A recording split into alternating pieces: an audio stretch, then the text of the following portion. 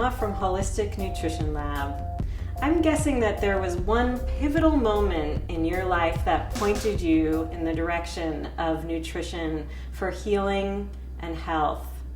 And I thought today I'd tell you a little bit about what that pivotal moment was for me. If you've been following me in my Replenish PDX newsletters, you likely know a little bit about that story. But today I'm going to take you behind the scenes. So in April of 2000, when I was 7 weeks pregnant with my son Gilbert, my husband was diagnosed with a fatal brain tumor, a glioblastoma multiforme. And at that point in my life, I was working in book publishing. I was a production director working for a company in New York City from San Francisco. And we were planning to have a baby. We were really excited. I was also writing and pursuing a writing career. I was also really into food and sort of dabbled in my own nutrition and my own health, but we were real foodies. We spent time at the farmer's market in San Francisco, and we had these elaborate dinner parties. We actually had a supper club that we had with friends where we would eat and make lots of food and just have a wild time of indulgent eating. So I had a real passion for food. So when Isamu was diagnosed with the glioblastoma, the brain tumor, I really started to look at all the alternative things we could do to support his health. He was given about 6 months to live, and the doctor's goal was to keep him alive to see our son born. I had goals, as did he, beyond that. We heard that about 5% of people diagnosed with glioblastomas live beyond a year. And when Isamu heard that, he said, I'll be that 5%. So I'm guessing that you have a pivotal moment that really transformed your life as well. That there was a moment for you, whether it was a diagnosis, whether you were told that you had colitis or Crohn's or Candida.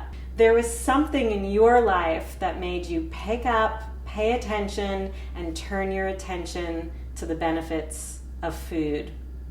So that's when it happened for me. I started researching and learning and doing everything that I could do to support Isamu, my husband, and his health, and also to support my growing baby and my own body. Long story short, Isamu lived 2.5 years, just under 2.5 years, and he died when Gilbert was 19 months old. And of course that was devastating. Everything changed. I was all of a sudden a single mom and hadn't planned on that, of course. So again, I was facing one of those moments in life, as I'm sure you have faced, where everything changes and you have to find new ways to support yourself. It was several years after Isamu died that I had a friend who was diagnosed with cancer, and she is a naturopath. She's a midwife, a naturopathic midwife, and I thought, I can help her. I will do everything I can to help her.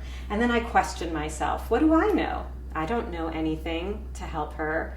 And I'm sure you felt that too. You've encountered a friend or a family member that has been diagnosed with something that felt out of your reach. You felt like you didn't know how to help them, but you were so compelled to bring your expertise to the table. So I questioned myself in that moment, and in fact, that friend did come to me. She asked me what she should eat after her surgery and how she could help herself heal.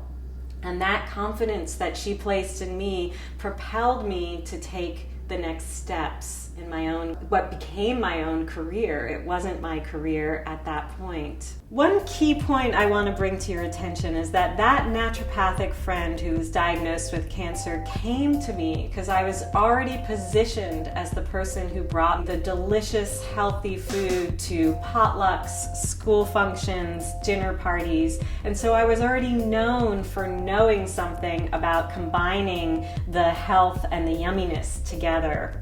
You already know everything you need to know to position yourself in that way. You can bring the quinoa casserole to the dinner party. You can make the raw chocolate treats for the school function. You can bring the green smoothies to a Little League game to energize the kids and rock their socks off with how good it can be and how well it can fuel them. So that's one key point I want to give to you today. Get yourself out there with what you know right now and position yourself as somebody that people want to know more from. So moving on with my own story, that experience with the trust that naturopath placed in me made me think about my career. I started researching online and I found a nutritionist and I thought, that's what I want to do. I want to know what she knows. I want to help people like she's helping people. So I started researching schools and I found Bastyr, which is a naturopathic college up in Seattle, and I looked at their requirements and I realized that I had to do all my sciences in order to get into that program. My undergraduate degree is in art and design, so I had no sciences whatsoever. But I did it. As I was working during the day and publishing, I started taking classes at night. I took biology, I took biophysiology, I took chemistry, I took organic chemistry, and I took a long course of anatomy and physiology. Those were 4 hard years of my life. And before that, I was somebody who hated science. I thought science was way over my head. It didn't make any sense to me. But because I had that intention of applying it to the realm of nutrition, I was able to take that information and put it through a filter that was meaningful to me. And that's something I can do for you. While I was going through school, I was also invited to co-teach an Eat to Beat Cancer class with another friend of mine who's a naturopath. She's an oncological naturopath working with people with cancer. And she was teaching a class called Eat to Beat Breast Cancer. She asked me to join that class and to prepare food for the people that were attending. So this was great. I got to plan meals and create the whole protocol that we were going to serve that was in keeping with what she was teaching. And during the class, I would actually prepare the food for them. I'd show them how to de-stem the collard leaves and how I chopped the garlic and smashed it up. And this was all new to them, and they were so excited to see somebody cooking, to get the information about how this was going to affect them at a cellular level, and to eat this delicious meal. So of course I started that experience just cooking.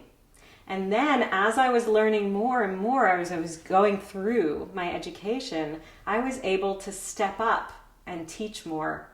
So I was in a position that was sort of behind the scenes, and I was able to move myself more in front of the scene just because I was learning more and understanding what was going on in the body at a chemical level, at a physiological level, and to contribute things to the discussion. And that's when the class became really fun, because there was a good dialogue between the naturopath and myself, and people really fed off of the energy that we were adding to the program. After I got into the program at Bastyr University, I decided not to go. This was heartbreaking for me. I had spent all that time studying just to get into that program. It was a registered dietitian program. I got in after all that hard work, but I decided I couldn't leave my home, I couldn't uproot my child, and that I had to find other opportunities for myself. And this is when I explored different certifications. So I attended IIN, the Institute of Integrative Nutrition. I attended Bowman College, and I have certifications from both of those. And I'm still doing coursework to continue my education. Meanwhile, I also attend conferences in functional and integrative nutrition, and I like to bring that information to the people that I'm teaching in all of my courses. Earlier, I told you that I was a writer and that I worked in book publishing, and those skills really play into the ways in which I'm able to deliver information. And I'm so sure that this is true about you. Whether you had a previous career or more than one previous career or previous passions that you spent all your time pursuing, those things feed and thread their way into what you do. And this is what makes each of us unique in our field. So remember that key point I told you about, just no matter what you're doing right now, if you have your own practice, if you have a thriving business, if you are just starting out as a holistic health counselor, get out there, put yourself in front of the field by delivering the yummy food, and continue to learn and weave what you already know and who you already are into what you do. Now there's something I want to ask you to imagine. Imagine that you have all those skills that you have from who you are, from what you've learned, from the experience that opened your eyes to the world of nutrition. And imagine that you can build a really strong foundation of knowledge underneath that, so that you really understand what's going on in the body, so that those foods are really delivering the most that they can. I'd like to leave you today with that vision for yourself. Close your eyes and imagine what that would be like for you. I'll see you for the next video on Holistic Nutrition Lab.